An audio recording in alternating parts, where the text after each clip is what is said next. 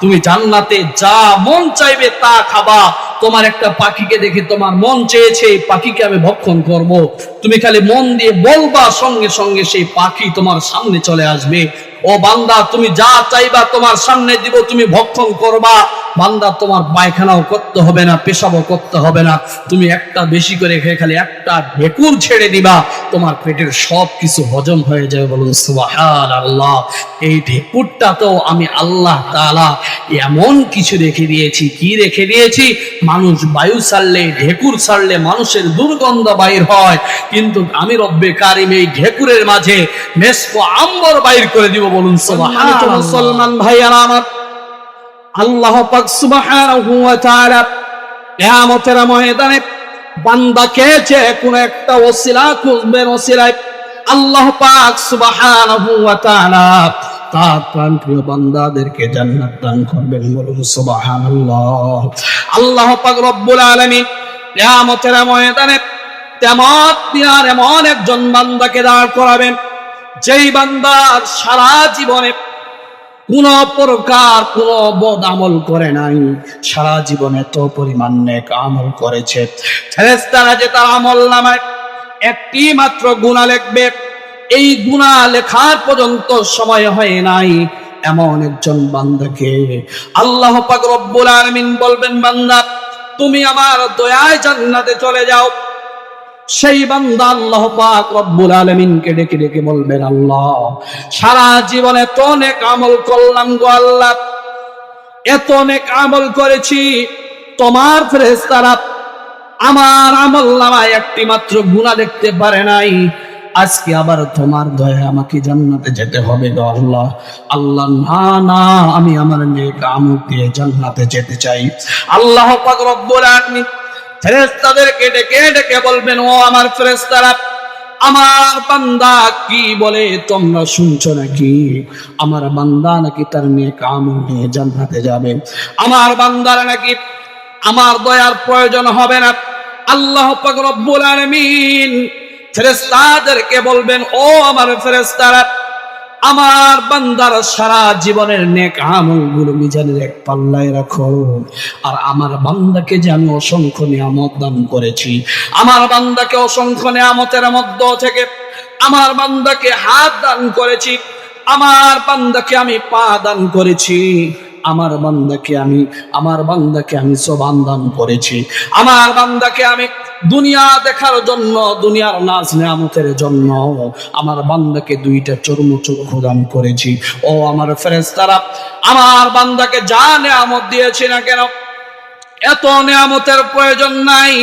আমার বান্দাকে দুনিয়ার নাজ নিয়ামত দেখানোর জন্য দুইখানা চক্ষু দান করেছি, এই দুইখানা চক্ষুর প্রয়োজন নাই।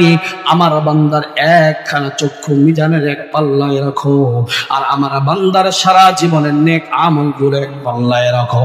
আল্লাহ পাক রব্বুল আলামিনের নির্দেশে সেই বান্দার সারা জীবনের নেক আমলগুলো মিজানের এক পাল্লায় রাখা হবে। আল্লাহ পাক রব্বুল আলামিনের চক্ষু নামক নিয়ামতকে মিজানের এক পাল্লায় যখন রাখা হবে, সেই বান্দার সারা জীবনের নেক আমলের থেকে আল্লাহর দেওয়া চক্ষু নামক নিয়ামত মিজানের পাল্লায় ভারী হয়ে যাবে। বলুন সুবহানাল্লাহ। এবার বান্দা তার ভুলকে বুঝতে পারবে, ভুলকে বুঝতে পেরে বলবে, আল্লাহ আমি বুঝতে পারি নাই গো আল্লাহ, আয় আল্লাহ আমার ভুল হয়ে গেছে, আয় আল্লাহ আপনি আমাকে ক্ষমা করেন, আয় আল্লাহ আপনার দয়ায় আমি জান্নাতে যেতে চাই। আল্লাহ পাক রব্বুল আলামিন সেই সময় ফেরেশতাদেরকে ডেকে ডেকে বলবেন, ও আমার ফেরেশতারা, আমার বান্দা তার জীবনের ভুলকে বুঝতে পেরেছে, এবার আমার বান্দাকে আমার দয়ায় আমার জান্নাতে প্রবেশ করাও। বলুন সুবহানাল্লাহ। আল্লাহর জান্নাতে আমরা যেতে চাই কি চাই না? আমরা আল্লাহর জান্নাতে যেতে চাই কি চাই না? কে কে যেতে চাই? দুইখানা হাত তুলে দেখাই। লিল্লাহে তাকবীর, লিল্লাহে তাকবীর।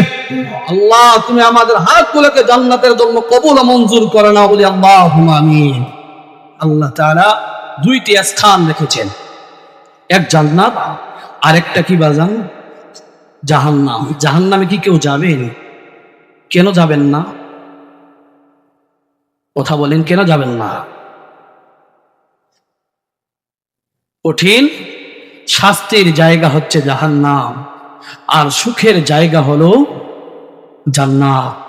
এই জান্নাতে আমরা সকলেই যেতে চাই, কথা বলেন ঠিক কিনা? এই জান্নাতের সুখ, নাজ, নিয়ামত আমরা সকলেই আমরা ভক্ষণ করতে চাই, কেউ হাতছাড়া করতে চাই না। এজন্যই আল্লাহ তাআলা বলেন, বান্দা তোমাকে জান্নাত দেওয়ার জন্য আমি ধরে রয়েছি, কিন্তু তোমাকে কি করতে হবে? আমার কাছ থেকে নিতে হবে। নিবা কিসের মাধ্যমে? বিড়ি খাওয়ার মাধ্যমে? নামাজ বাদ দিয়ে গান শোনার মাধ্যমে? টিভি দেখার মাধ্যমে? না কিসের মাধ্যমে? কথা বলেন। নামাজের মাধ্যমে, আল্লাহ তাআলার হুকুমের মাধ্যমে, কথা বলেন ঠিক কিনা? আল্লাহ তাআলার হুকুমের বাইরে যদি চলে যায় তাহলে এই জান্নাত কোপারে ঢুকবে। সম্মানিত মুসলমান ভাইয়েরা আমার, আল্লাহ পাক রব্বুল আলামিন তার নেককার বান্দাদেরকে, ইমানদার বান্দাদেরকে জান্নাত দেওয়ার জন্য আল্লাহ তাআলা প্রতিশ্রুতি করেছেন। আল্লাহ তাআলা তার বান্দাদেরকে জান্নাতে দিবেন। আল্লাহ পাক রব্বুল আলামিন কোরআনে কারীমের ভিতরে সূরা বাকারার 24-25 নম্বর আয়াতের ভিতরে বলেন, ওয়াবাশশিরিল লাযীনা আমানু ওয়া আমিলুস সালিহাতি আন্না লাহুম জান্নাতিন তাজরি মিন তাহতিহাল আনহার। বলি আল্লাহু আকবার। আল্লাহ পাক রব্বুল আলামিন বলেন, আমি আমার নেককার বান্দাদেরকে, ইমানদার বান্দাদেরকে আমি আমার জান্নাত দান করব। ও বান্দা, তোমাকে জান্নাত দান করব বলেছি। ও বান্দা, জান্নাতটা কেমন হবে শুনে নাও, শুনে নাও। ও বান্দা, এই জান্নাতটা তোমার জন্য হবে সুখের ঘর, শান্তির ঘর। জান্নাতটা কতটুকু হবে? একটাকে বাড়ির সমান হবে না রে বান্দা, না। তোমাকে যে দুনিয়ায় বসবাস করার জন্য আমি রব্বে কারিম পাঠিয়েছি, ও বান্দা, এই দুনিয়ার কতটুকু দেখছো? নিজামপুর বাজার থেকে দিনাজপুর শহর দেখছো, বেশিতে বেশি ঢাকা দেখছো, বেশিতে বেশি চট্টগ্রাম দেখছো, দেশ দেখছো, দেশের দুই একটা, বাইরে দেশের দুই একটা দেশ হয়তো আপনার আমার দেখার সৌভাগ্য হয়েছে। আল্লাহ পাক রব্বুল আলামিন বলেন, বান্দারে নৈরাশ হইও না, তুমি নেক আমল করবা, তোমার জন্য আমি 10 দুনিয়া সমান একখানা জান্নাত রেডি করে রেখেছি। বলুন সুবহানাল্লাহ। এই 10 দুনিয়া সমান জান্নাত আল্লাহ পাক রব্বুল আলামিন আপনাকে আমাকে দিবে। বলে হুজুর, এত বড় ফাঁকা জায়গা থাকবো কেমনে একা একা? আল্লাহ পাক রব্বুল আলামিন আপনাকে আমাকে একা একা থাকতে দিবেন না, সেখানেও সংবিধান করবেন। আল্লাহ পাক রব্বুল আলামিন বলতেছেন, এই জান্নাতের ভিতরে বান্দা তোমার জন্য দুইটি নদীপথ থাকবে। এই 2টি নদীপথ থাকবে, নহর থাকবে। কিসের নহর থাকবে? দুধের নহর থাকবে, মধুর নহর থাকবে। বলুন সুবহানাল্লাহ। বান্দা, তোমার জন্য সবকিছু আমি রেডি করে রেখেছি। তোমার প্রয়োজন হবে যতটুকু পরিমাণ তুমি খেতে পারো, তোমার প্রয়োজন মতো তুমি দুধ, যদি মন চায় তুমি দুধ খাবা, তোমার যতটুকু মন চায় মধু তুমি খেতে থাকবা। শুধু তাই নয় বান্দা, তোমাকে আমি জান্নাতের ভিতরে সুন্দর সুন্দর ফল আমি তোমাকে খাওয়াবো। কেমন ফল আমি খাওয়াবো? দুনিয়ার ভিতরে যেমন ফল, এমনই আল্লাহ তাআলা আপনার আমার সামনে সুন্দর সুন্দর ফল নিয়ে আসবে। জান্নাতীরা বলবে, আল্লাহ, এই ফল তো দুনিয়ায় অনেক খেলাম, আজকে আবার আপনি আপেল কমলাই আমার সামনে তুলে ধরেছেন। আল্লাহ পাক রব্বুল আলামিন ডেকে ডেকে বলবেন, বান্দারে, দুনিয়ায় খেয়েছো কয়টা, স্বাদ পেয়েছো রে বান্দা? এই ফল একবার খেয়ে দেখ তোর কেমন লাগে।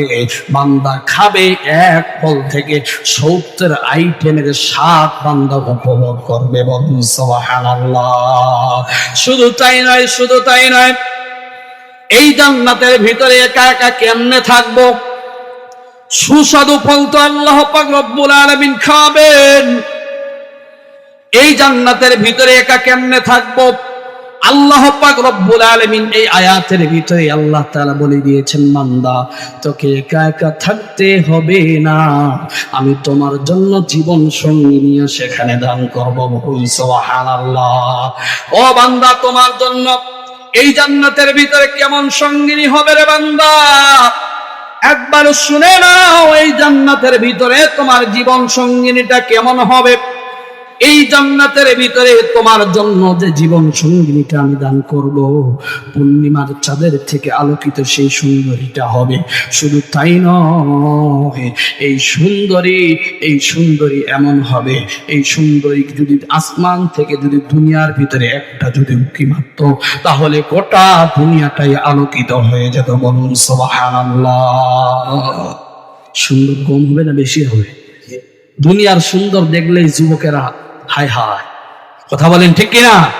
যুবকেরা আজকে যদি একটা সুন্দরী নারী দেখে, হালাল হোক আর হারাম হোক, তার পিছনে ছুটা নিয়ে ব্যস্ত। কথা বলেন ঠিক কিনা? হিন্দু হোক আর মুসলমান হোক, যাই হোক, পিছনে যেতেই হবে। যুবক কথা বলেন ঠিক কিনা? আজকের সমাজে আজকে দেখেন, মুসলমান ছেলে হোক আর মেয়ে হোক, ছেলে মেয়ে, মেয়ে ছেলে, আজকে হিন্দু মুসলমান খ্রিস্টান দেখে না, একে অপরকে ভালোবাসার সঙ্গে জড়িত হয়ে পড়তেছে। কথা বলেন ঠিক কিনা? হে যুবক, তুমি যে একজন খ্রিস্টান মেয়েকে একজন হিন্দু মেয়ের চেহারা দেখে তুমি যে প্রেমে পড়ে যাচ্ছ, তোমার ভিতর থেকে যে ঈমান নামক দৌলত হারিয়ে যাচ্ছে, তুমি একবার চিন্তা করে দেখো, তোমার জন্য আল্লাহ তাআলা জান্নাতে কি নিয়ামত রেখে দিয়েছে। বলুন সুবহানাল্লাহ। এই নিয়ামত কি হাতছাড়া করা যাবে? হাতছাড়া করা যাবে না।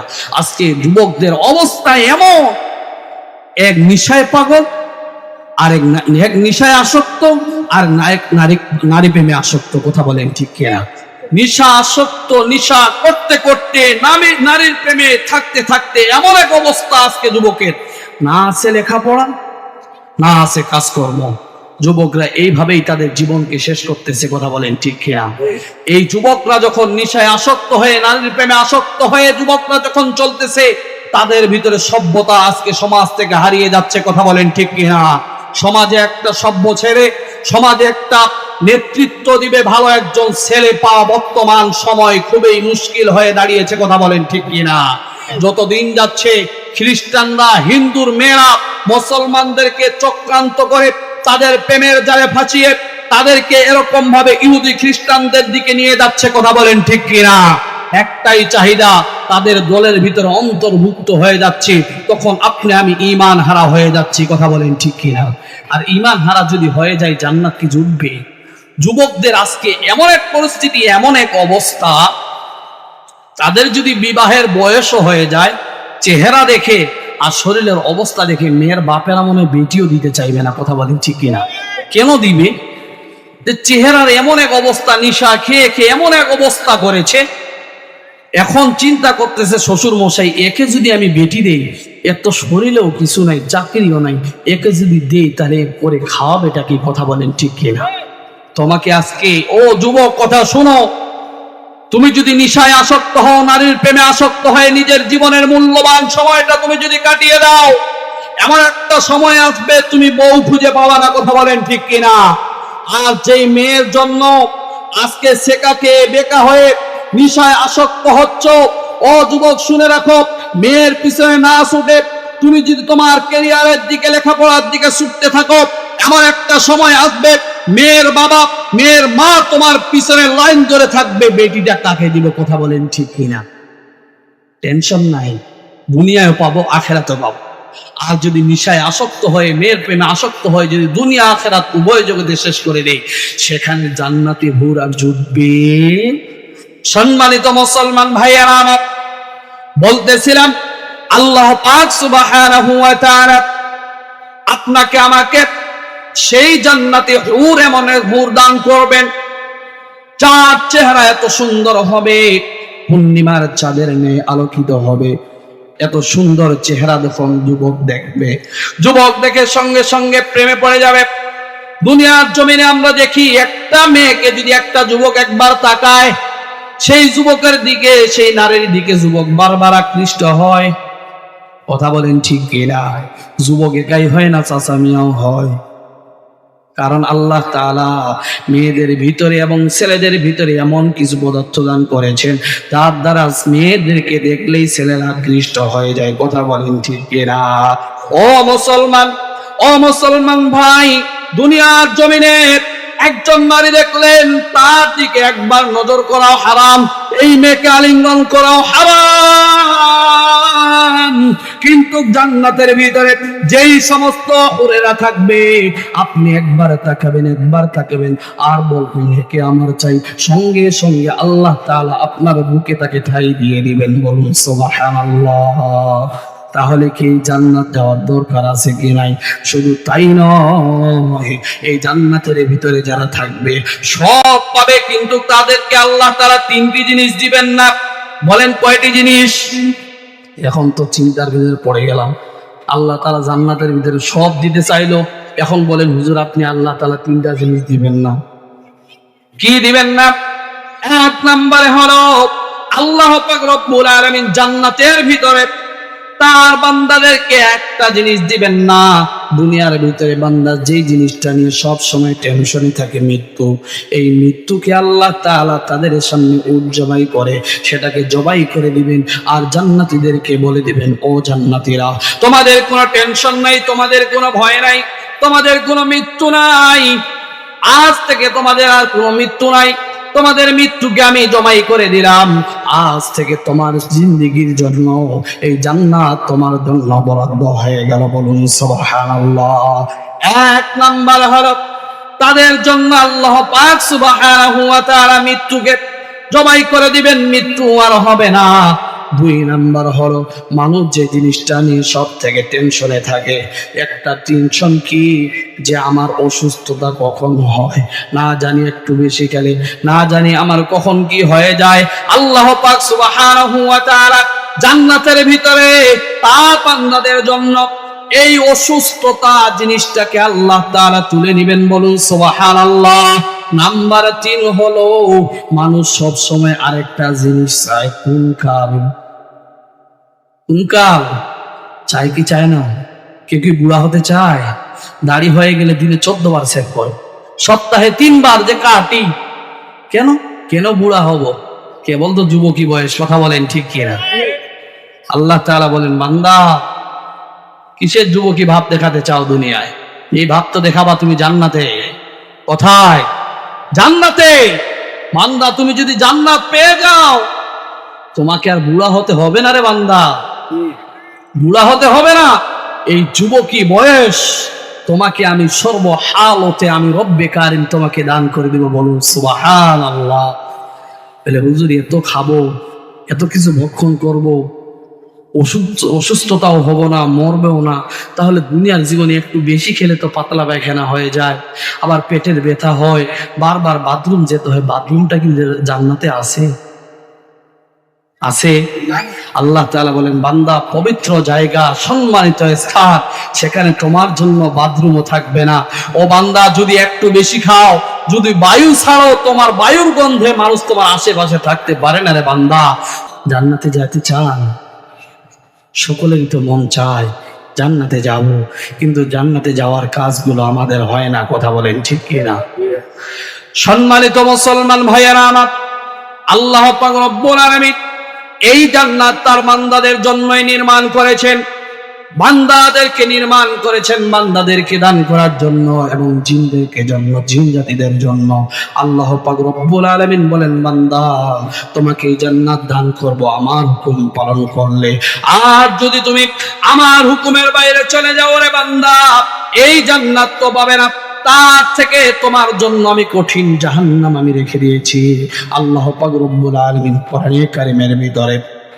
কোরআনে কারিমের ভিতরে বলেন, ওয়ালাকাদ যারানা লিজাহান্নামা কাসীরাম মিনাল জিন্নি ওয়াল ইনসি লাহুম কুলুবুন লা ইয়াফকাহুনা বিহা ওয়া লাহুম আ'য়ুনুন লা ইউবসিরুনা বিহা ওয়া লাহুম আযানুন লা ইয়াসমাউনা বিহা উলাইকা কাল-আনআম বাল হুম আদাল উলাইকা হুমুল গাফিলুন। বলি আল্লাহু আকবার। আল্লাহ পাক রব্বুল আলামিন তার বান্দাদেরকে ডাক দিয়ে বলেন, ও বান্দা তোমার মতো কিছু বান্দা, কিছু মানুষ এবং কিছু জিনের জন্য আমি জাহান্নামকে নির্ধারণ করেছি। এই জাহান্নামে যাবে কারা? এই জাহান্নামে যাবে কারা? ওয়ালাকাদ দারানা লি জাহান্নামা কাসীরাম মিনাল জিন্নি ওয়াল ইনস, মানুষ এবং জিন জাতি কিছু এই জাহান্নামে যাবে, কিন্তু তাদের মধ্যে থেকে কারা? লাহুম কুলুবুল লা ইয়াফকাহুনা বিহা ওয়া লাহুম আ'য়ুনুল লা ইবসিরুনা বিহা উলাইকা কাল আনআম বাল হুম আদাল উলাইকা হুমুল গাফিলুন। ওই সমস্ত মানুষ যাদের আকল রয়েছে, জ্ঞান রয়েছে, যারা আকল দিয়ে বোঝে না, জ্ঞান দিয়ে বোঝার চেষ্টা করে না, তাদের জন্য আমি জাহান্নাম বানিয়েছি। যাদেরকে আমি কান দিয়েছি, এই কান দিয়ে যারা শ্রবণ করে না, এই কান দিয়ে যারা শ্রবণ করে না, তাদের জন্য জাহান্নাম নির্ধারণ করে রেখেছি। যাদেরকে আমি চক্ষু দান করেছি, যারা চক্ষু দিয়ে দেখে না।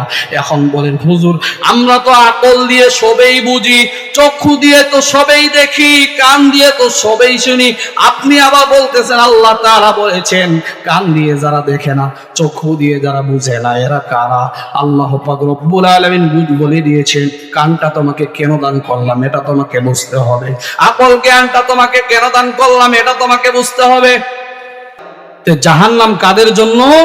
যাদের জ্ঞান থাকতে যারা বুঝে না, কান থাকতে যারা শুনে না, তাদের জন্য আল্লাহ পাক সুবহানাহু ওয়া তাআলা এই জাহান্নাম নির্ধারণ করে রেখেছেন। কথা বলেন ঠিক কি না? সম্মানিত মুসলমান ভাইয়ারা আমার, আমরা, আপনি, আমি যারা এখানে বসে আছি, কেউ মস্তিষ্কের ভারসাম্যহীন পাগল নয়, সকলেই আমরা সব কিছু বুঝি।